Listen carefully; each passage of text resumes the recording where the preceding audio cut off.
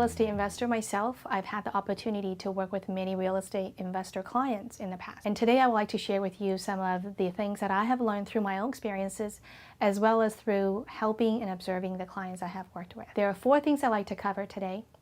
And number 1, you need to identify the real reason why you want to invest in real estate. I have seen many clients saying, I want to get into real estate because I've seen other people who have done so well. Well, this is not a good reason for you to invest in real estate. Everyone has different goals, financial goals, and lifestyle choices. In general, investing in real estate means you're going to become a landlord. So you need to ask yourself, do you want to be a landlord? Do you want to deal with tenants and toilets and trashes on the ongoing basis? And even if you hire a property manager, do you want to manage the property managers on the monthly basis? Now, there are a lot of advantages, obviously, investing in real estate. In general, investing in real estate could be a very lucrative way to grow your assets and building wealth.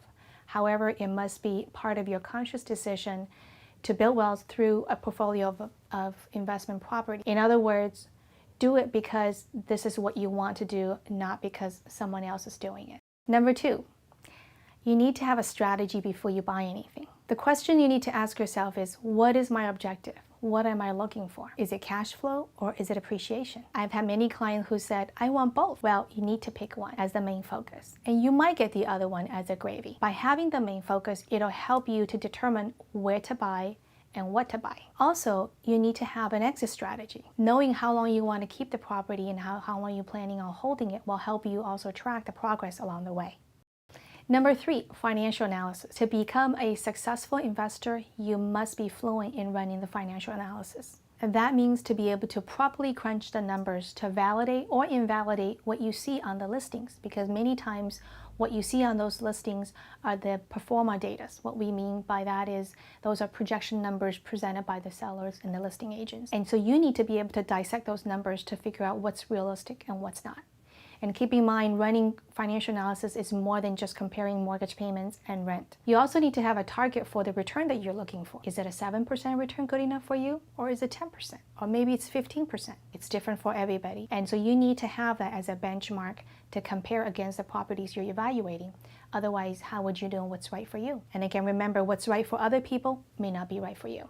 Number 4, you need to understand about finance. Knowing and understanding the lending world as it is today is key to success in this market. Oftentimes, financing can make or kill the deal. So for example, you need to have a minimum of 25% down in this market for rental property. And you need to be able to document the income to qualify. Those no income, no asset documentations are gone. The lenders are being very, very cautious. My advice for you is to work with your lender as closely as possible and disclose as much information as you can so that they can help to point out potential pitfalls and things that you can avoid so that you can avoid the last-minute anxieties.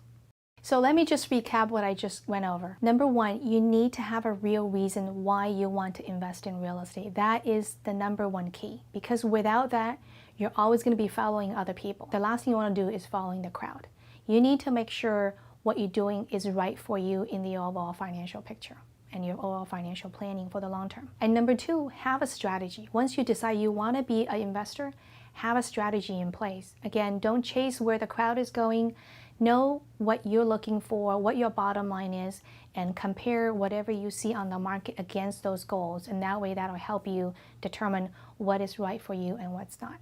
And number 3, don't rely on the people. Don't rely on what the agents or the seller tell you. You need to be able to crunch the numbers and know whether these properties meet your objective. And then lastly, knowing the financing, work with your lender closely is going to save you a lot of headaches and help you with successful transactions for many years to come.